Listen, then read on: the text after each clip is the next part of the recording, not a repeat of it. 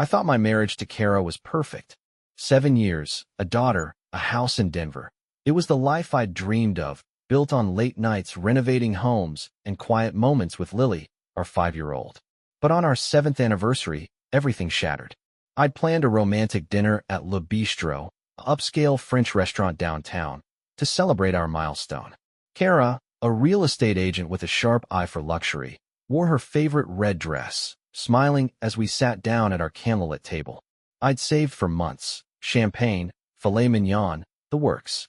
Lily was with my parents, giving us the night alone, and I felt hopeful, picturing decades more together. Then, halfway through dinner, a man approached, tall, confident, mid-30s, with a smug grin. "Kara, you forgot this," he said, handing her a phone charger, his voice loud enough for nearby tables to turn. She froze, her face paling, hands trembling on the tablecloth. "Oh, thanks, Ryan," she stammered, avoiding my gaze. Ryan smirked, glancing at me. "Enjoy your night," he said, walking away, leaving a hush over the room. My stomach twisted while rising. "Who's Ryan?" I asked, voice low, trying to keep calm. "Just a client," she said, too quickly, her eyes darting. But his familiarity, her panic, it screamed lies. I checked our shared calendar on my phone under the table, empty for that night, no client meetings listed. Suspicion grew, sharp and cold. I excused myself, heading to the restroom, but doubled back, watching from the bar. Kara texted furiously, her face flushed, fingers flying. I snapped a photo with my phone, hands shaking, capturing her in that red dress, the restaurant's chandeliers glinting off her gilt. When I returned, I confronted her. "Who's Ryan, really?" She flinched, tears welling. "Tom, I can explain, not here," I said, voice icy, standing to leave. We walked out, the restaurant's eyes on us, whispers, stares, humiliation burning my skin. At home, I demanded answers, pacing the living room. "He's more than a friend," she whispered, voice breaking. My heart sank, the weight of her betrayal crushing me. She'd cheated, publicly, on our anniversary, in front of strangers. I didn't sleep, haunted by the shame, the betrayal, the image of Ryan's smirk. Tomorrow, I'd dig deeper. I wouldn't let her unravel my life unnoticed, not after this public disgrace. Saturday morning, I woke up with rage simmering beneath my exhaustion. Kara acted normal. Coffee, Lily's breakfast, a peck on the cheek before leaving for work. I smiled back, hiding the storm inside, but my mind replayed last night's humiliation at Le Bistro. I wasn't just going to confront her again, I needed solid proof. I called in sick to my construction job, blaming a back injury, and spent the day piecing together her digital footprint. I logged into our shared Dropbox, photos of Lily's birthdays, work documents, nothing suspicious yet. Then I remembered her laptop, left on the kitchen counter, humming softly. I opened it, heart racing, fingers trembling on the keys. Her email inbox showed a draft, unsent, to Ryan. "Tom's suspicious after last night. Need to be careful. Meet me Tuesday at our spot." My blood boiled, heat rising to my face. I screenshotted it, then checked her Instagram, DMs with Ryan, flirty messages from months ago, hidden in an archive folder. "Can't wait for our next date. Love how you make me feel," she'd written. I felt sick, the words searing into me. That night, she came home late, claiming a client showing. No cologne this time, but her eyes darted nervously, avoiding mine. "Long day?" I asked, voice steady, masking my fury. "Yeah, exhausting," she said, forcing a smile, her hands fidgeting with her purse. I nodded, but my mind raced with images of Ryan's smirk, her red dress, the stares at Le Bistro. I needed more proof before acting. Her word wasn't enough. Tuesday, I hired a PI, a woman named Lisa, discreet and sharp, with a no-nonsense demeanor. "Follow her Tuesday night," I said. "I think she's cheating." Lisa nodded, promising daily updates. I spent the day monitoring her phone. New texts to Ryan popped up. "Same plan tonight. Don't tell Tom." "Le Bistro's too risky now." I screenshotted them, my hands shaking, the betrayal deepening. At 6:30 p.m., Kara left, dressed up again in that red dress, heels clicking. Lisa texted at 7:15. "She's at the Ember Room, meeting a man, tall, dark hair, mid-30s. I'll get pics. My heart sank, the weight of her lies crushing me. I drove there, parking nearby, watching from afar. Kara laughed with Ryan, touching his arm. Intimate, familiar. I snapped photos through my windshield, rage and hurt warring inside. This wasn't a client. This was my wife, betraying me again, publicly and privately. I waited until they left, then followed her home, her oblivious hum cutting me deeper. Good night. I asked, voice icy. Yeah, she said, avoiding my gaze. I didn't sleep, haunted by her betrayal. Tomorrow, I'd end this. Thursday night, I couldn't wait any longer. Kara thought we were having a quiet dinner at home, but I'd planned a final confrontation to end the nightmare. She walked in at 7 p.m., still in her work clothes, smelling faintly of Ryan's cologne, her red dress hanging in the closet like a scarlet letter. Hungry? I asked, voice calm, masking the fury boiling inside. Starving, she said, smiling, unaware of the storm brewing. I led her to the living room, where I'd laid out her phone, the screenshots, and Lisa's photos on the coffee table, evidence of her betrayal, stark under the lamp's glow. Her face drained of color, her hands trembling as she stared. What's this? She whispered, voice trembling, eyes wide with panic. Your lies? I said, voice cold, each word a dagger. The Ember Room, Ryan, the texts. I know everything, Kara. And Le Bistro? You humiliated me publicly on our anniversary. She stumbled back, clutching the couch for support, her knees buckling. Tom, I can explain. Explain what? I snapped, slamming a photo of her laughing with Ryan at Le Bistro, the restaurant's chandeliers glinting off her guilt. That you cheated publicly, on our anniversary, in front of everyone? That you've been lying for 4 months. Tears welled up, streaming down her face, but I didn't soften. Her tears couldn't erase the shame. How long, Kara? She stared at the floor, silent, her silence deafening. How long? I repeated, louder, my voice cracking with rage. For months, she whispered, voice barely audible, broken. For months of deceit, sneaking off, humiliating me in front of strangers. I pulled out the cloud draft, the DMs, the bar tabs, $3,000 in charges to our joint card. You planned this, Kara. You hid it from me, Lily, our family. Why our anniversary? I demanded, voice breaking, the pain raw. She sobbed. I didn't mean for it to be public. I was drunk, and Ryan was there. I lost control. Drunk. I laughed, bitter, the sound echoing. You threw us away for him, publicly.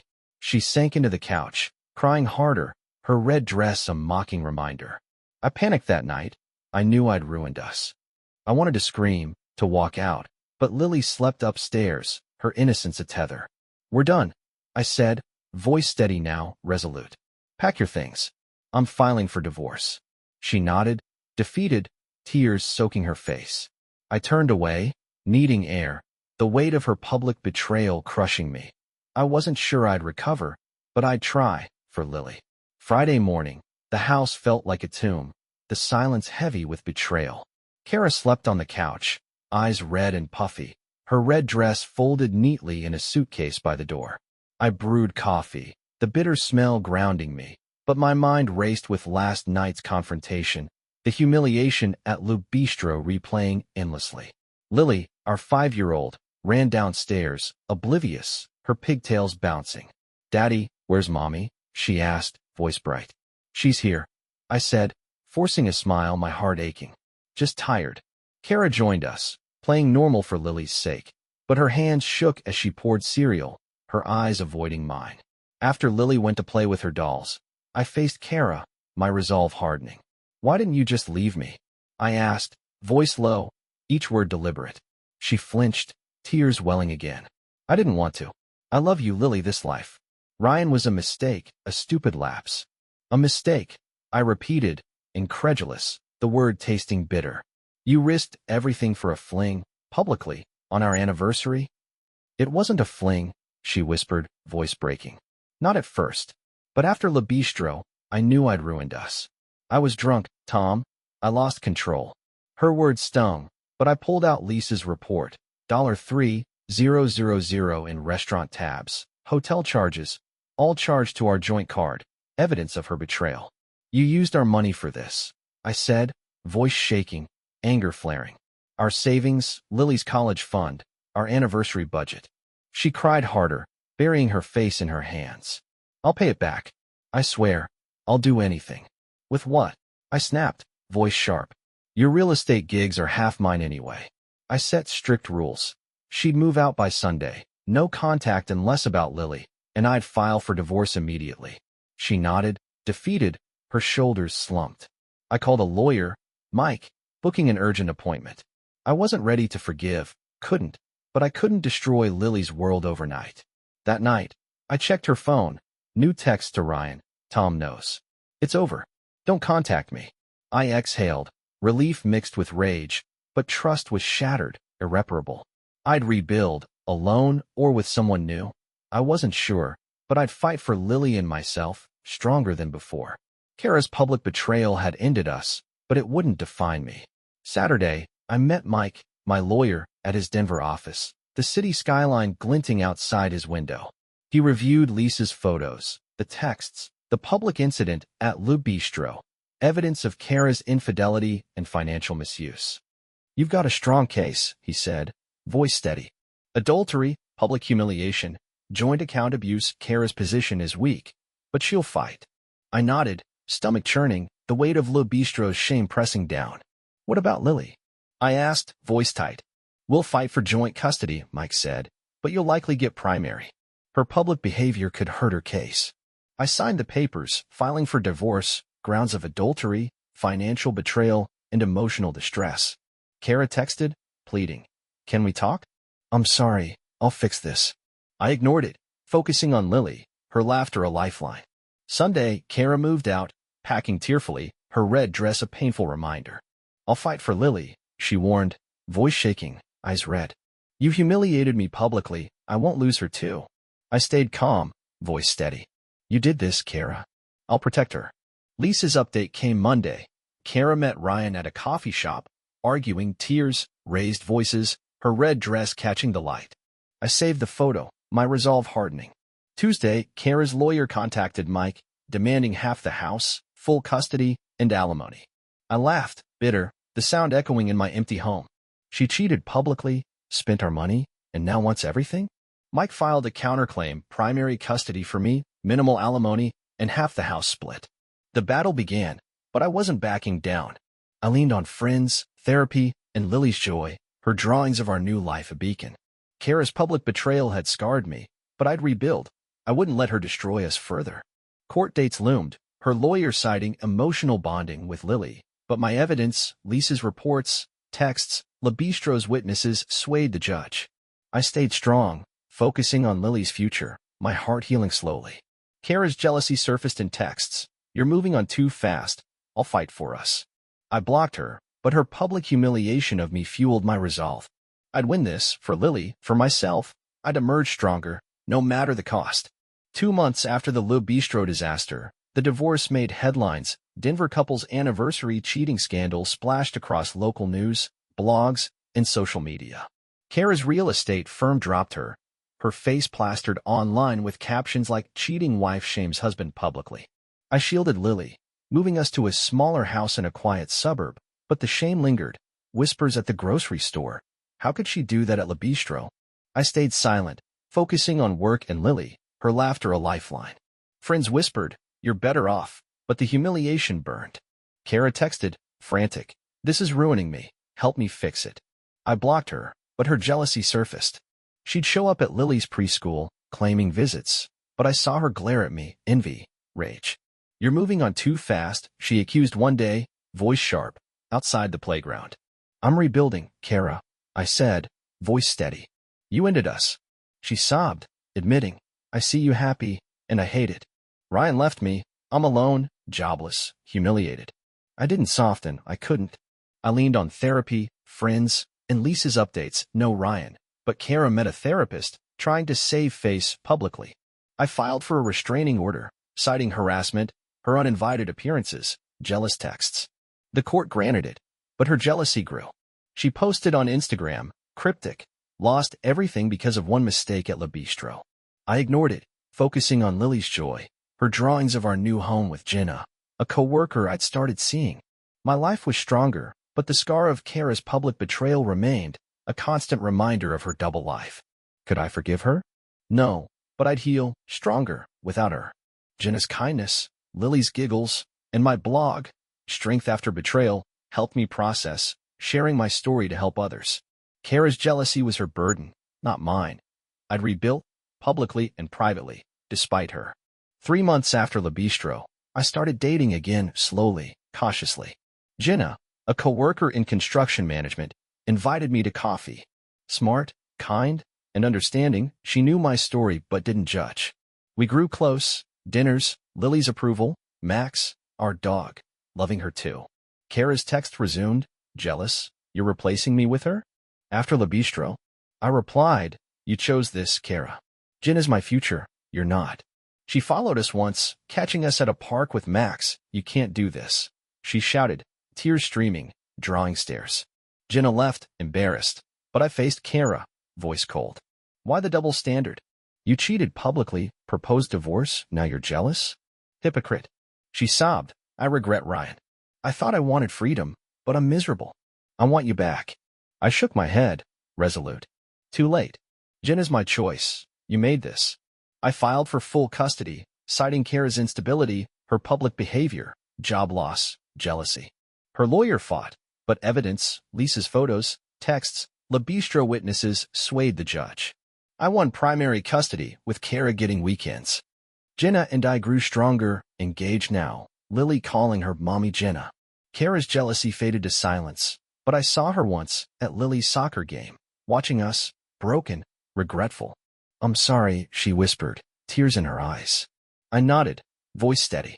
You ended us, Kara. But I've rebuilt, Jenna, Lily, our future. You taught me strength. She left, defeated. I leaned on therapy, Jenna's love, and Lily's joy.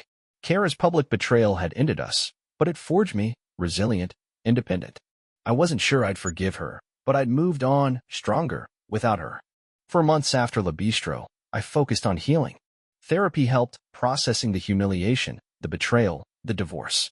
Lily thrived, loving Jenna, our new life in the quiet suburb. Kara's text stopped, but her lawyer pushed for more custody, citing emotional bonding with Lily. I laughed, bitter, the sound echoing in our new home. She cheated publicly, now she wants more of Lily? Mike, my lawyer, filed evidence, Lisa's reports, court transcripts, Le Bistro's witnesses. The judge denied Kara's request, but her jealousy lingered. She'd show up at Lily's events, glaring at Jenna and me. You're stealing my daughter, she accused one day, voice sharp, outside the school. You lost her, Kara, I said, voice steady. Jenna's her family now, you chose Ryan. She sobbed, admitting, I'm sorry, I was selfish.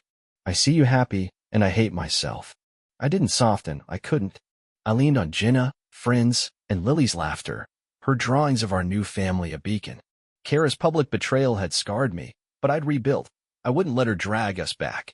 One night, I found a letter from Kara, slipped under our door. I'll never forgive myself for Le Bistro. I hope you find peace. I burned it, focusing on my future with Jenna and Lily. Could I forgive her? No, but I'd healed, stronger, without her. Jenna's kindness, Max's wagging tail, and my blog, Strength After Betrayal, helped me process, sharing my story to inspire others. Kara's jealousy was her burden, not mine. I'd emerged, publicly and privately, stronger than ever. 5 months after Le Bistro, I thrived. Jenna and I planned our wedding, Lily's excitement filling our home with joy. Kara's silence was permanent, divorce finalized, no contact, her jealousy buried. But I saw her once at a grocery store, watching us, broken, regretful. I'm sorry, she whispered, tears in her eyes, her red dress a faded memory. I ruined us at Le Bistro, I'll never forget. I nodded, voice steady, resolute. You did, Kara. But I've rebuilt, Jenna, Lily, Max, our life. You taught me resilience. She walked away, defeated, her shadow shrinking in the aisles. I leaned on therapy, friends, and Jenna's love, Lily's giggles a constant joy. Kara's public betrayal had ended our marriage, but it forged me, resilient, independent, whole. I started a support group, healing from public betrayal, sharing my story, helping others heal from shame. Jenna and I grew stronger, married now, another child on the way, Lily calling her mom. Kara's double life had shattered our marriage, but it built my legacy, stronger, wiser, without her. I stayed vigilant, but I trusted Jenna fully, her love a bomb. Could I forgive Kara? Maybe, someday, but I'd never forget the public humiliation at Le Bistro. I'd rebuilt, and I'd never look back. My life a testament to strength. A year after Le Bistro, I stood taller, my life a beacon of resilience. Jenna, Lily, Max, and our newborn, Sam, lived in our new home, our laughter filling the quiet suburb. Kara's silence was absolute, divorce finalized, no contact, her jealousy a distant memory. I saw her once, at Lily's school play, watching from afar, regretful, alone, her red dress replaced by a plain coat. "I'm sorry," she mouthed, tears falling silently. I nodded, voice steady, firm. "You ended us, Kara. But I'm stronger now, Jenna, Lily, Sam, our future. You taught me resilience." She left, broken, her shadow fading into the crowd. I leaned on therapy, Jenna's unwavering love, and Lily's joy, Sam's cries a new beginning. Kara's public betrayal at Le Bistro had scarred me, but it forged me, resilient, independent, whole. I expanded my blog, Strength After Betrayal, into a book, rising from public shame, sharing my story, helping thousands heal. Jenna and I thrived, celebrating our first anniversary, Lily's artwork of our family a treasure. Kara's double life had destroyed our marriage, but it built my legacy stronger, wiser, without her. Could I forgive her? Perhaps, in time, but I'd never forget the humiliation, the stares at Le Bistro. I stayed vigilant, but I trusted Jenna fully, our love a fortress. I'd rebuilt, publicly and privately, stronger than ever, my life a testament to redemption and strength, never looking back.